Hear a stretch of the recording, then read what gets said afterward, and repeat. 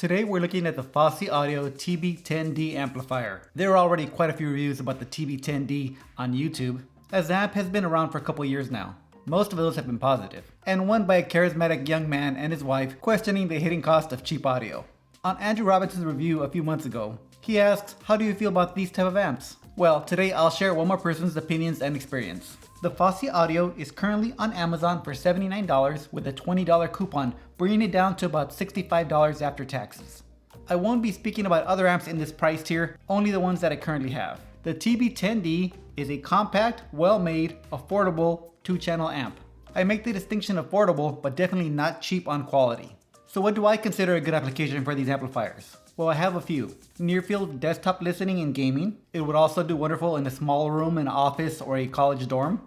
Would definitely sound better with higher sensitivity speakers, and or listening at lower volumes to not push the amplifier into distortion. For somebody who needs to travel with this amp for whatever reason, and in any application where space is at a premium and you need a small form factor to fit in. I would agree with Andrew that the power claims are misleading, but this isn't a phenomena of affordable amps necessarily. Although prevalent in China hi-fi gear, misleading data can be found in all sorts of products at all price tiers. So buyer beware and be educated.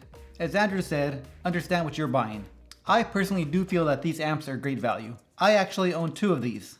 And it's totally fair to say that you wouldn't buy one for yourself. They aren't for everyone or for every application. I have mine connected with WIM Minis, one in a bedroom and the other in a cupboard powering bathroom speakers. For a whole house Sonos type system at a better price and with more flexibility. For myself, I think that's a great use for these amps. And I also wouldn't agree with Andrew's comment about just save a couple $100 more and get a Cambridge AXA25. In my case, the cost wasn't as much of an issue as the size was. And circling back to affordability, affordability is relative. A college student might not have the resources to step up from a $100 Fosi unit to a $300 Cambridge. That's a 3 times increase on what a young person might have budgeted for one component. And with that logic, you might tell somebody to pass on that Mark Levinson 5302 at $10,000 and save up for a $30,000 amplifier. Now I know that's an extreme example, but the point is we can't discount the fact that not everybody has the same budgets. Now if you don't like a $100 product because it's inherently bad, that's fine as well, but the TB10D is not that. The TB10D is probably pushing out about 65 watts per channel into 8 ohms with the supplied 32 volt power supply.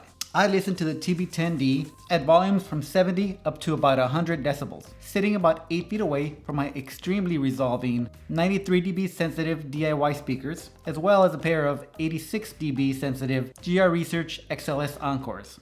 The XLS Encores in a bedroom setting. I understand most people aren't going to pair this amp with those speakers. This is only to give me the best chances of hearing the issues that Andrew did on speakers that I know well. With the 93 dB speakers, this amp had no problem getting loud. The power rating didn't cross my mind at all.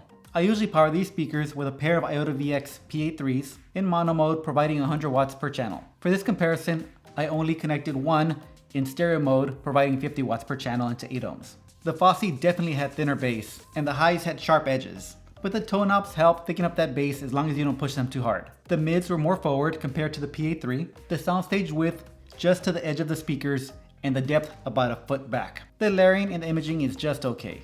The Fosi sounded great at 75 dB and good up to about 90 dB. At 100 dB, the distortion is pretty bad, and the overcurrent protection kicks in with spikes of 110 dB, which shut the unit down for a few seconds. The PA3 is definitely more dynamic, juicier bass, soundstage is wider and deeper, more laid-back mids and smoother highs. The Class AB design handles higher current better and haven't shut down on me once in over 2 years that I've owned them. The PA3 also comes in at 7 times the price of the Fosi. Now testing the Fosi on the lower sensitivity XLS Encores, we get into some problems. Bringing the knob past 2 o'clock and we're into distortion. If you weren't familiar with the speaker, you'd think that the speaker wasn't handling the power. But it's the distortion that's causing the cone to break up and not the power output. The pair of PA3s in mono mode, pushing 100 watts to each of those speakers, get the XLS Encores to 85 dB volumes with amazing clarity, while the Fosi at 75 dB is problematic. I would definitely recommend keeping the volume knob at 12 o'clock or lower on lower sensitivity speakers, or just pair it with a higher sensitivity speaker. The third amp I threw in the mix for comparison was the Auralic Up2Stream Amp 2.1 board, which is a DIY amplifier board that's similar to what Auralic uses in their A50 and A50 Plus. I have one right here in a weatherproof box, which I plan to use to add whole house audio to the back patio. The Aureolic amp compared to the Fosi uses a lower powered Texas Instrument 3116 chip instead of the 3255 that's in the Fosi. The 3116 gets you 30 watts per channel into 8 ohms with a max 24 volt 5 amp power supply. This particular Aureolic amp board has 2 of those chips, one to power the right and left channel and the second to power a subwoofer, giving you 100 watts into 2 ohms. In this scenario, I only tested with the right and left channel off of one chip. And I tested the Aureolic only through its line input, so as to not listen to the streaming board. Hooking the Aureolic up to my 93 dB sensitive speakers, the bass accuracy takes a hit. The mids are as forward as the Fosi, and the highs have a little digital glare. The Aureolic sounds good to about 80 dBs, but distorts much worse than the Fosi after about 95. But it really is impressive that it can even do that much. That amp board comes in at $80 with the streaming module as well. To my ear, the Fosi is much more pleasant sounding than the Aureolic. Also check out my next video where I do a full review of the Aureolic in my outdoor patio setup. Andrew and Christy also mentioned that they heard a high frequency pitch or hum coming out of these cheaper amplifiers. Maybe they had defective units or bad power supplies or a grounding problem in their home, because I didn't hear any of these issues. Not even through my LCY super tweeters that go above 50K. I also took measurements with a calibrated mic up to 22 kilohertz and nothing there either. Maybe I ran with luck in this aspect. Now as for Andrew's comment about the Fosi Audio TB10D Pro being definitely not neutral and the closest to the Cambridge, well, I would say in general, Cambridge really isn't known for being neutral themselves. Neutrality means nothing if it isn't what you're looking for.